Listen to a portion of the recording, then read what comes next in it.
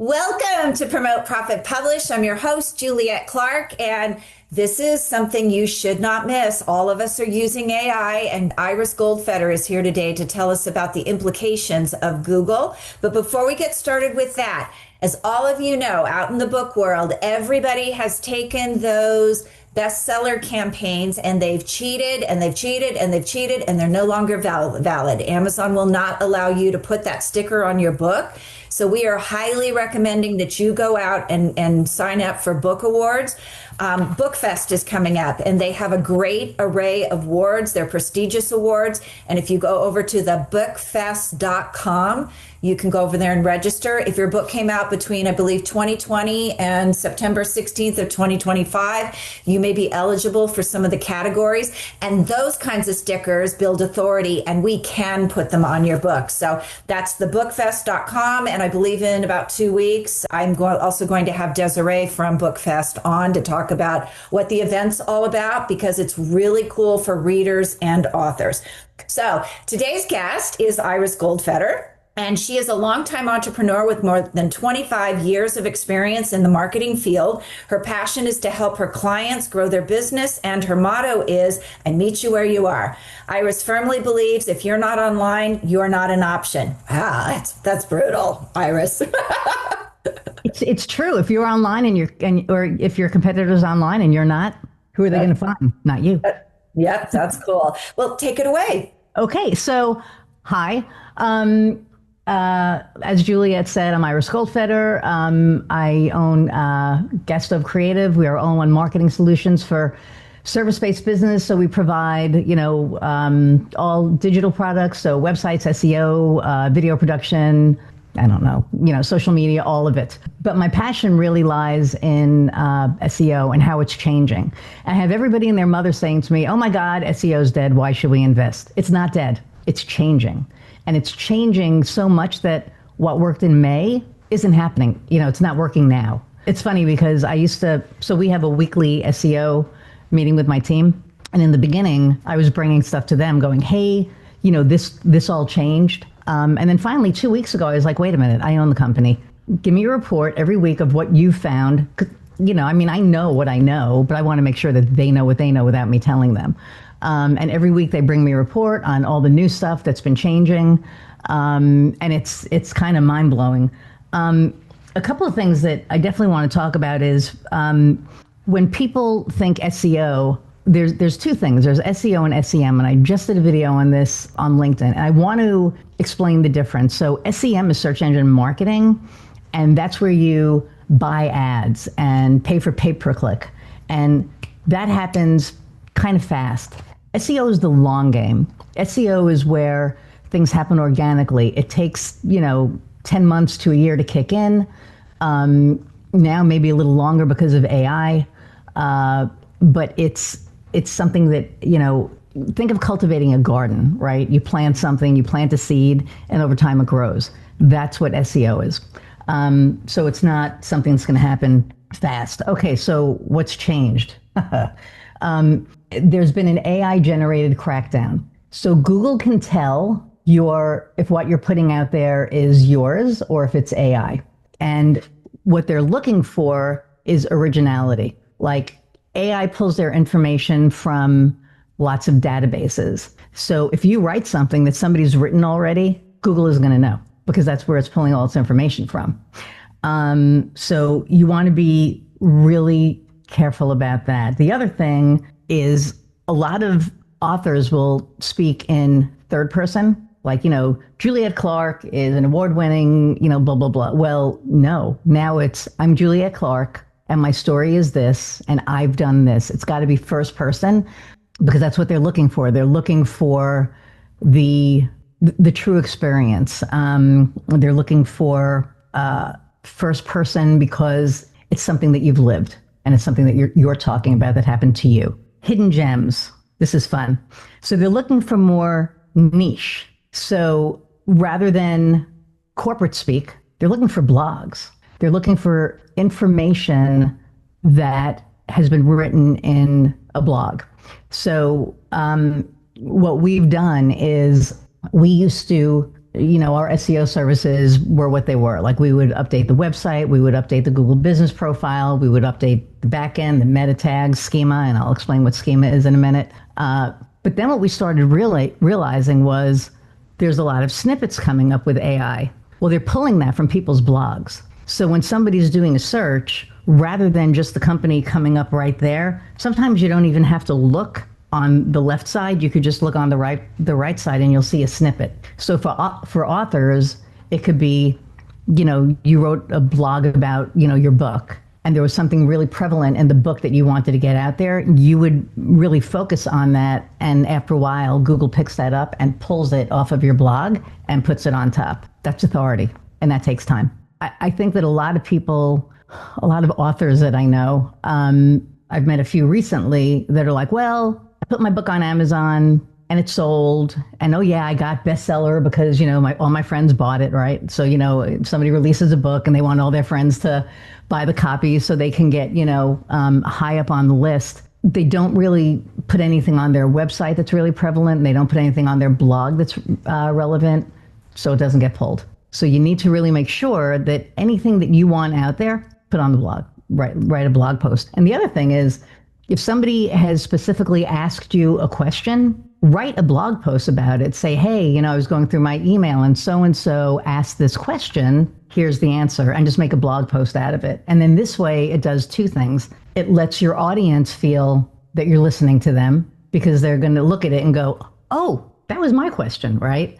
And then a lot of other people may have that, that same question. So you're answering that. And then Google sees that you're interacting with your audience and they love that. Excuse me. So when you have those blurbs, they're called topic clusters. I'm going to give you the industry speak. So another thing that's really good is your process, your writing process. People love to know a writer's process. You drive to a cabin on a beach and you stay there for 3 months, and that's how your muses come to you, and that's how you write.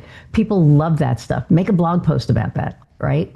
Like you want people buy products, and a book is a product, right? But they also buy the people behind the product. So the more they know that person, the more they're going to be inclined to buy that product. And the more you talk about it, Google's going to be like, oh, okay, they're really connecting. They're looking for connection at this point because everything is so AI'd out. A lot of people are using AI as a replacement and not a tool. And that's where the mistake happens. I write articles and I know I owe you too, but I write articles for Juliet's magazine. And I'm a good writer, but my grammar sucks, right? Like I forget where to put a period or what, punctuation I should use. So I'll write the article and then I drop it into my chat and say, clean it up. That's it. And then of course it'll put those long dashes in and I'm like, okay, I'll fix that piece. But, other than that, it's just cleaning up what I've done. And a lot of people just have it writing it for them. And you can tell it's like, hey there, or, I don't know, like I have my team does my social posting for me, and I'll say, hey, this is what I want you to write about. And I know they've dropped it in AI, and it's like, I don't say, let's break this down for you. I mean, can you imagine, Juliet, can you see me? No. So anyway, okay, so long tail keywords, that's another thing. So rather than doing, book marketing, a lot of people are like, okay, I do book marketing. No, how to self-publish fantasy novels. You want to be very specific on what you want out there, and that's called a long tail keyword. Short tail is like book marketing, long tail, how to self-publish fantasy novels. Okay, so key actions that you can take today. Hold on. Iris, can I ask a question about that? Absolutely. So the long tail, sometimes I will drop an article into ChatGPT and I'll say, give me a great title, give me 5 great titles for this. Can AI tell that AI created can Google tell that AI created my titles? No, that's different. Okay. So like when I do my proposal emails, right? When I do my proposal follow-up emails, I don't want to do the same subject for everybody, right? So I'll be like, okay, these are the last 3 we used. Don't want to be redundant. Give me some more titles. So that's what I use it for. It's also really good if you're writing something and you're trying to articulate something and you can't for the life of you freaking remember the word. You're like, oh my God, what the hell is the word for that? I drop it into chat. I'm like, what the hell am I trying to say? It's like, oh, you want this word. And it's like, thank you. So you do that. Yeah. And you know what else? A lot of people don't know this, but as a publisher, now all of the platforms ask me, did AI create this book? And there's a difference between, did I write this book with AI and did I have AI clean it up? So right. you always have to remember that too. And Chris is going to tell you that AI doesn't clean up well sometimes. Sometimes it doesn't. And watch out for malapropisms, because it'll give you a word that's similar, like the difference between prosecuted and persecuted. I saw a sign one time that said, shoplifters will be persecuted. And I'm like, that's okay, malapropisms, you got to watch out for them. But I have a question. Sure. Does it work the other way? Like if you're having that, I know I want to write about this, write me something, and then you go in and take what it does and fully edit it in your own voice. Is that acceptable? You can do that. So yes, and right. You want to make sure that you're not giving it everything in your head, right? Because then it's not an original idea. So do you know what I mean? So it's like, yes, you can say, okay, I want to write about this and write it, and then you can edit it, but you want to leave part of you out of it so that it doesn't write that part for you. Does that make sense? Okay. I know somebody who needed an ebook like fast. They needed it in 3 days. And they needed it done and printed, not printed, done and edited and, branded and the whole thing in 3 days. Okay, we all know timing. We know how realistic that is, right? She did it in AI. And she said, hey, can you look at this? And, she sent it to me, I don't know, like 10 o'clock at night. And I went, so which one of your chats wrote that? And am I allowed to curse on here? She was like, pretty much like, F you. Like, what do you mean? And I went, and I started highlighting stuff, and I sent it back. And she's like, I hate your guts. I said, just write the idea, right? Just write the idea, write it coming from you so that it's not obvious that it was all AI. And then she did, and she fixed it. But, yeah. So you want to be careful with that. Another really cool thing you can do is republish old content, but with your current point of view. So we evolve as humans, right? Hopefully. If not, that's another story. But, we evolve. And something that we wrote 5 years ago, we may feel differently about now, right? Or we may feel something similar, but we've lived enough and there's a different point of view that we can offer to it and say, hey, this is what I thought back then. Not that I don't still think that. However, because of my lived experience, this is how I look at it now. And so yes. Okay. Things that you can do today without having to hire somebody necessarily. Audit your existing content. Is it recent? Is it authoritative? Is it helpful? And then, now this is tricky. I don't know if you can do this without somebody else, but adding internal links between your blog, your book, your pages, right? The more internal links that you have, that really helps with SEO now. And SEO it's search engine optimization. It's AEO, it's answer engine optimization. And it's GEO. I know Christy's like, what? And it's GEO, which is generative engine optimization. And they're all different doors into the same room, meaning SEO is keywords, right? It's keyword based. If you're working in chat, and we're lazy, which is why this is even an issue now, or not an issue, I'm going to say an opportunity. But if you're working in chat and then, you're like, man, I'm hungry. Who has the best mushroom burger around by me? It's going to come up with a list of things, right? But if you notice at the bottom, it's going to say searching the internet. So it's still searching. It's not a search engine. AI is not a search engine. Maybe in 10 years. But right now it's not. So it uses Google to find the answer for what you're looking for. So that's where there's answer engine optimization. When we do SEO now, we are making sure that it's not just the keyword, it's a key phrase. And then it's not just a key phrase, it's a conversation piece. So, I'm trying to think of a good example of that.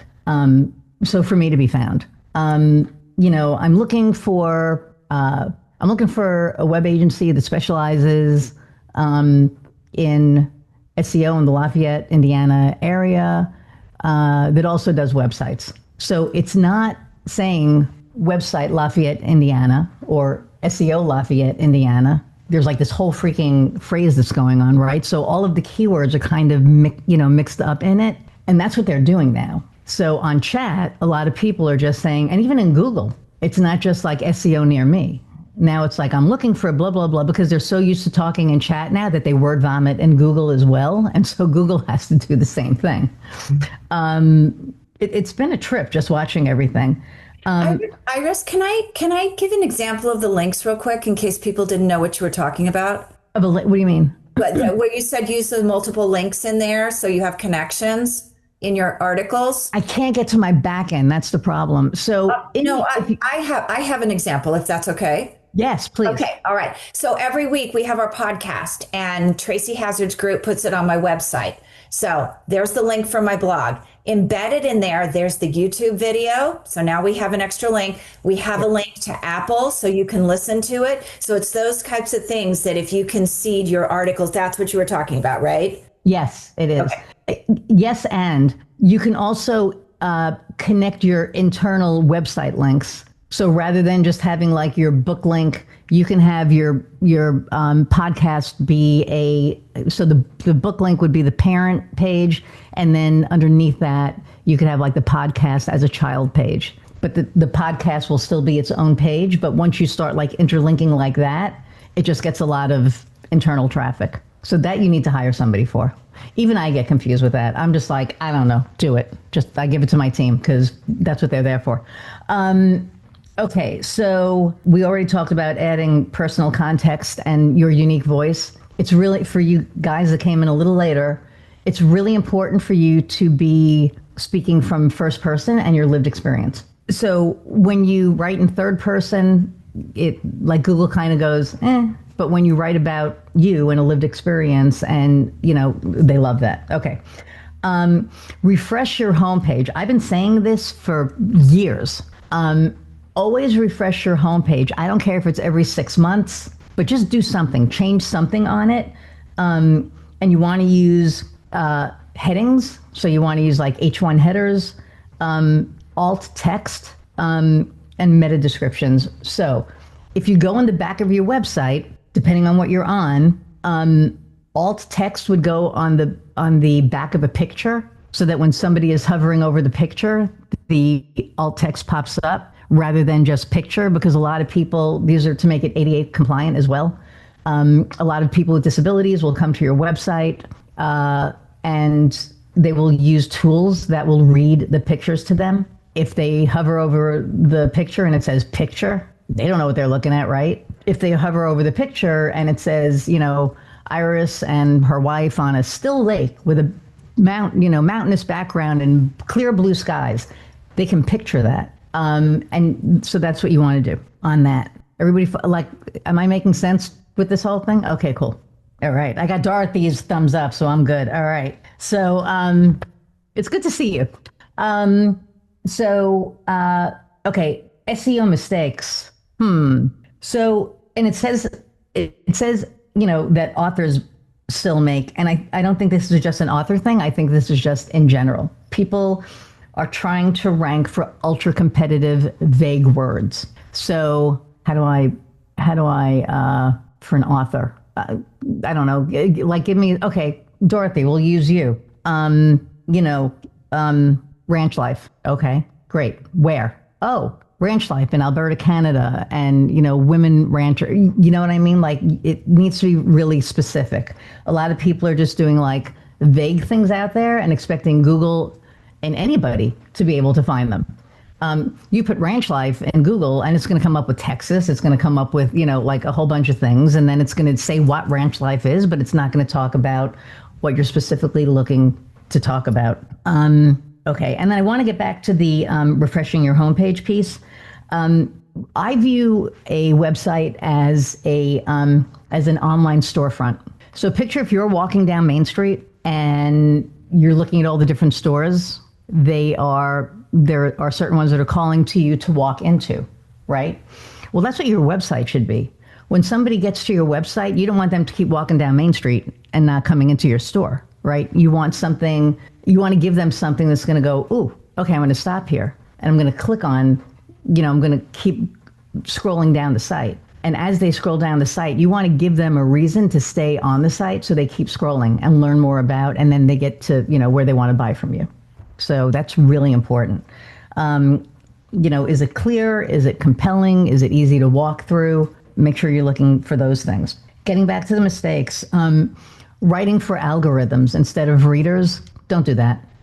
Because all you're going to do is it'll push the algorithm, but it's not going to draw your reader. And you want to draw your reader, because guess what? As you draw your reader in, the algorithm is going to catch that. And it's going to automatically change the algorithm of what you're doing. So speak to the person that you're speaking to, not, just to get rankings. And then you want to do social media to complement your website, especially as an author. You want to be, getting in front of people, right? We do video because I think the best way to get to know to know, like, and trust somebody is to see them. The only way you can see them is, on video online, right? So all of our clients do video.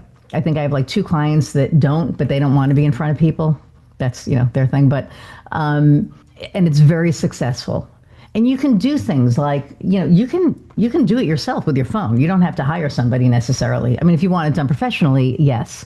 But if you just want, it could be a Saturday night or whatever, and you have your phone on a, tripod, read a paragraph of your book and post it on your socials. Say, hey, have you, thought about this, buying the book? Here's, part of it. People get to know you. Now they're reading the book in your voice, not in their head. So that makes it more personal again. And then again, people get to know, like, and trust you because they see you. Okay. What else do we have here? So do any of you guys have any questions yet so far? Not yet. Okay. So when you are writing your book, I'm going to ask you guys some questions. When you're writing your book, what is your why? Why did you write the book? Michael, I'm going to pick on you. Because to be fair, I'm probably one of the most opinionated people I know, so I wrote a book on my opinion. No, but I'll challenge you on that. But I'm joking. I'm joking. I know, me too. I know a lot of people that's gone through trauma. I'm going through some concussion issues right now. So my book is about certain things to get out of your own way that I've shared with people. So per what you just said, republish with your new point of view is one of the things I'm working through right now because I have to go through this every day. Wow. The readers of my book, I have shared the principles of the book multiple times for the last 10 years. And I just codified them and put them in the book, and I gave them to some people that said, oh, we would like to read this because this would help us with XYZ. This is a voice or a thought for something. So I kind of did it backwards. I didn't have an avatar or a persona first. I said, hey, I'm going to write not a self-help book, a book about some stuff that I liked. And then I tailored it to the people who liked what I was saying. Now, with version 2, I have to go back and speak about it in a little bit of a different voice because now it's germane to what I'm going through because it's more real right now, where I could tell you it happened 10 years ago, 5 years ago. So this is happening now. And so now I can refresh, like you were saying, about what it is. So my book at the time of me really wanting to publish it was written towards a certain group of people that I had shared some insights with verbally and just continued to write it on. And that's how a couple of my books came about, is conversations with people and and me having insights and them being able to speak towards it. So my first book is about 10 principles to get out of your own way. And the first principle is you are a force. And a force isn't good or bad. A force just moves through stuff. And if you are neutral, when you come in, now you can read the room and then react accordingly, and you don't get lambasted, or vice versa. You're not getting taken advantage of. But the last one says that only you can stop you. So what happens when a force meets an immovable object? You got to get out of your own way to keep moving. It's all a circular idea. And again, I've shared this with a lot of different people, and they've gravitated towards it. But I'm looking at things you're saying, like, is anybody searching for what I'm saying outside of people I'm talking to? You know, have I written for the reader?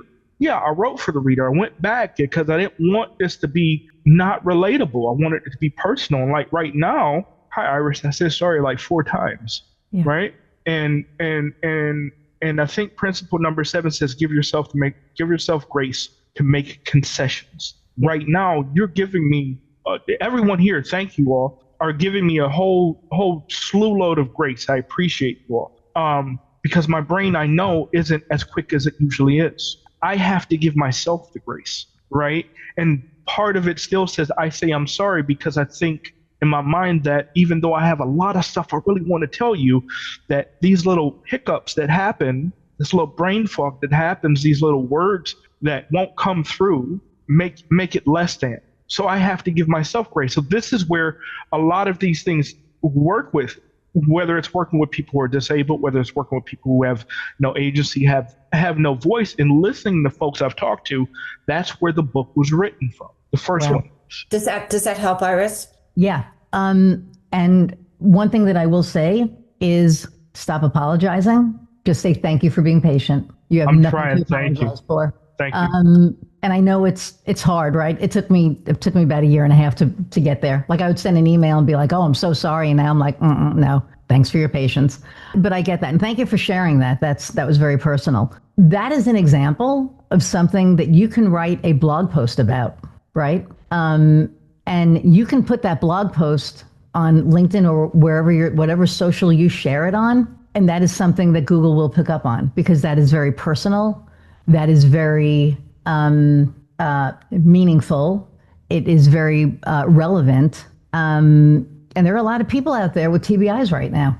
I mean, with football and all the other, even basketball, the WNBA right now, it's like WWE wrestling. I mean, it's nuts, right? They're just getting the crap beat out of them. My poor Caitlin.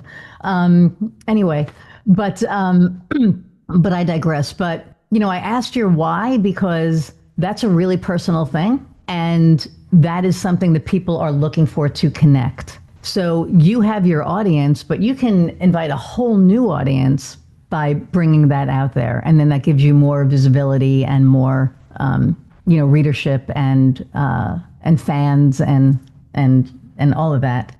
Thank you for sharing that. That was, Google yourself in your book. What shows up? Okay. And then I want you to pick one blog post, all of you, that you can update for clarity and relevance. So if you wrote something 2 years ago, a year ago, update it and repost it. And then, like I said, if a reader has asked you a question, write like a 300-word blog post answering it. That's going to go really, really far. It'll go far with Google, but the more action that you take, the more, that's not the word I'm looking for. Chat, what's the word I'm looking for? The more activity that you do, right? Google notices that, and you build authority. And it takes a while to build authority. But when you have it, you have it. And then it starts looking for your stuff. And that's where you all want to get. Okay, so I'm going to do a little call to action. And I guess I want to be clear on this piece. If SEO feels like one more should, it should, right? Because it is. It's a really, for you to get found, it's important. It was so funny because this guy found me last week on Google, because we're #1 in Lafayette. Yay, go us. Which means my team is doing a good job. I mean, my last 5 clients came off my website, and they're huge clients. They're not like little clients, right? This one guy last week, though, just wanted SEO. And I said, how did you find me? And he said, Google. And I said, okay, great. And I said, what is it that you want to do? And he said, well, I want to hire you. And I said, okay, but for what? Great that you want, what is it that you think you need? Well, I want to be found. Okay. Why? Because a lot of people are like, oh, I want to do SEO because I want Google to find me. And it's not like it doesn't happen like that. So I said, it's great that you want to be found, but it's going to take like about a year. And he's like, I know. He has I live near Purdue University, so he does student housing. And so he's getting ready now for next year. So he wants to start it now. And then, by next year, he'll be, up there. And because it's very competitive around here. It's like nuts. There's like probably 7 or 8 different property managers. But I said to him, why did you choose me? Besides the fact that I'm number 1 on Google, but why did you choose me? And he said, well, you came up number 1, and then I went on to LinkedIn, and then I went on to all the socials, and I watched a few of your videos. Oh, I watched your podcast, and I was like, I want to work with her. So I said, fair enough, because he knows what he's getting into, basically. And I don't mean that as a negative. I'm fun to work with, right, Dorothy? So I try to make it fun, right? I mean, but I'm also very serious about what I do. And at the end of the day, for me, it's, I make my clients, money. At the end of the day, I help them get found so that, people will buy their product. But it takes time. Okay. So what else do we have here? We have there's a PDF in there that you can download, and it's 5 things that you can do. And you can also book a call with me, and I can give you some, hints and tips and stuff. I'm trying to think if there's anything else that's really important. Just make sure that when okay, does everybody, and just raise your hands, does everybody know what your keywords are for people to find you? Okay. Dorothy, you know yours. Kind of, sort of, I know. But, at least you know some of them. Okay. That's really important. So you want to make sure that you know your keywords. For you, Michael, it could be, TBI. And that's that. Okay. Again, that's like a short tail keyword, but it could be, people with traumatic brain injury due to, concussion from, whatever. That would be a long tail keyword. You would want that on your website somewhere. If you write a blog post about it, you want that in the meta tag on the back end. Like whatever you title it, make sure that it's long so that, search engines can find it. Is it cable? Just want to make sure I got it right. What is your book about? Lots of different things, but it could be let's see, what's the one book? CTE,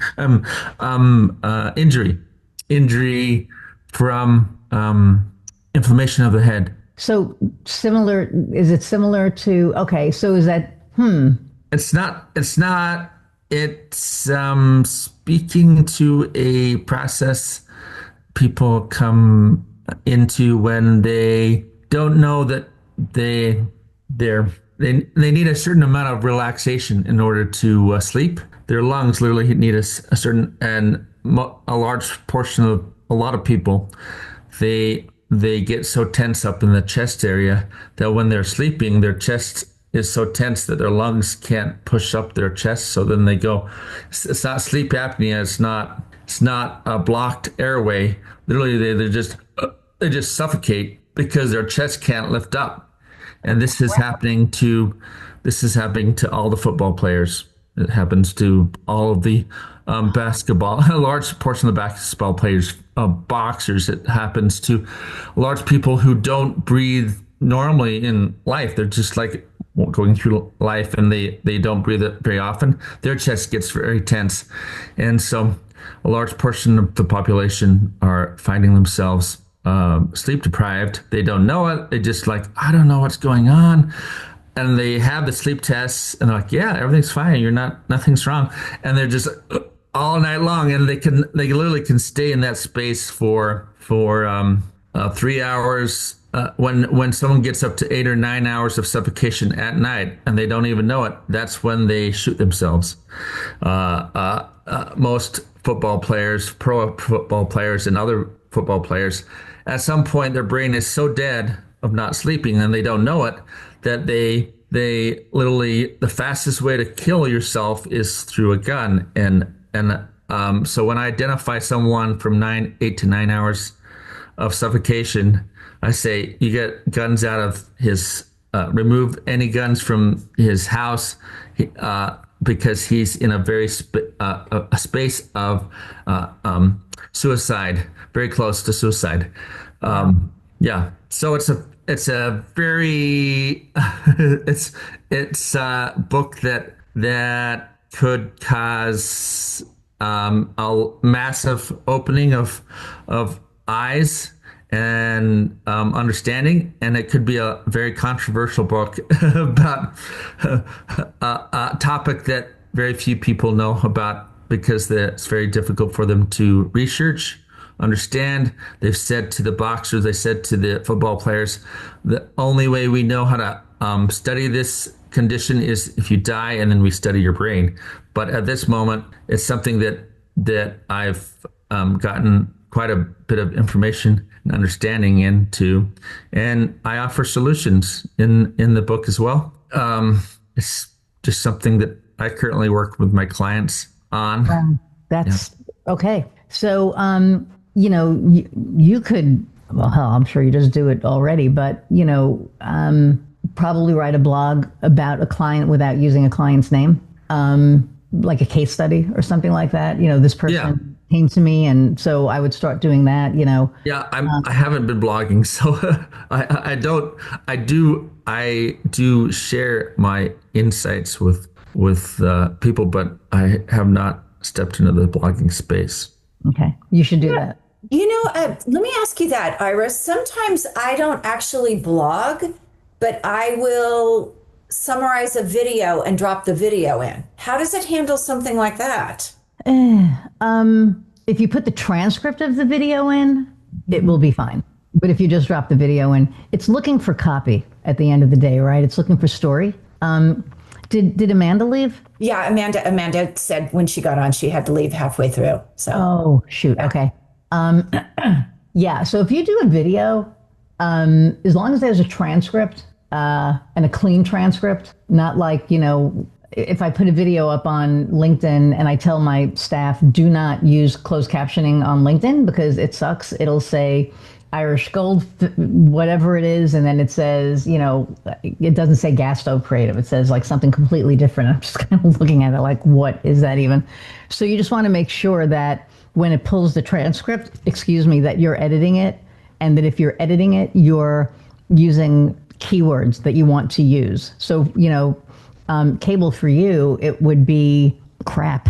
I know I need to think about that because that's. Well, let me ask you this on there. When you say transcript, so my stuff goes through Cast Magic and it'll give me a transcript, but that's AI generated. So have I just blown the whole visibility thing by putting it up? Because you do want it to say what the video says. No, because there's a video accompanying it. Okay. So there's a difference. Okay. If you just took the first day with my new teeth, I'm kidding. If you took just the transcript and used that as a post, it wouldn't be okay. Okay. But if you have video accompanying the transcript and it's like, here's the transcript of the video, then you're good. But you want to make sure that, like I said, that and you can, when you're doing a transcript too, you can bold certain words when you post it. A lot of people don't realize that. So they just like put the transcript out and there's nothing that stands out. So sometimes people they'll be like, well, I just listened to the video. Unless they're listening to the video and they couldn't understand a word, like one of the words that you've said, then they'll go to the transcript to look for that. But if you don't bold something specifically that you want them to see, then they may just skim over the transcript. You want them to actually read the transcript. And Google will know because Google they see everything. Yeah. They see the mouse moving. They know, how people are getting their information. Fantastic. So Iris has dropped some links in the here, and Christy just put them in again. So go grab, she has an Acrobat, a PDF that you can grab with some SEO information. And also, you guys, she is doing a discovery call for you guys, a 30-minute free discovery call. So if you have other questions or you wanted to look at something, please grab that link, because like she needed a minute to think about what Cable would do. Maybe Cable would like to get together and discuss that more in depth. Thank you very much, Iris. That was very informative. And then remember, next month, you guys, our training, and I know this is going to sound funny, it's Carrie Cassell, our dietitian.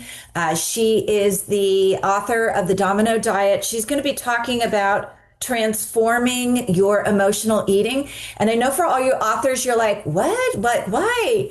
But, a lot of us work from home and we have more access to our refrigerator and our pantry than we ever did in corporate America. And so, if you're someone who doesn't close a deal and then you run down to the pantry, you're probably not, as healthy as you should be. So working at home for all of us has created a great lifestyle, but also it can create some challenges when it comes to that sort of thing. So thank you all. You can sign up for that at bamagtraining.com. Iris, this was excellent. Thank you. You're very welcome. Thank you, guys. And any questions, I put my LinkedIn. Let's connect on LinkedIn. Sign up for the discovery call. I'd love to just, talk to you and, talk some things, through with you. Download the freebie Acrobat file. It's 5 things you could do like now. This was great. Thank you for having me. I hope this was helpful. Did you guys get value out of this? Oh, absolutely. Yeah, I got a lot out of it. I'm using too much AI. That's what I got out of it. Yeah, a lot of people are. Like, a lot of people, and I'll do this really fast. When AI first came out, every marketing agency that I know freaked out. They were like, "Oh my God, we're screwed." And I said, "No, you're not. If you explain to people what it should be used for and how it should be used, you're not screwed. Just help them. Like, talk to people. Like, people are afraid to talk to people. It's like, talk to people. That's why I have like half my clients. Mm-hmm. It's like, let them understand what it is. It's a tool. It is not a replacement. If you use it as a replacement, then you're misusing it. And another way that you can use it as an amazing tool is the way that you talk to it. If you want information from it, be really, really, really specific. Don't just say, "Hey, I'm looking for this."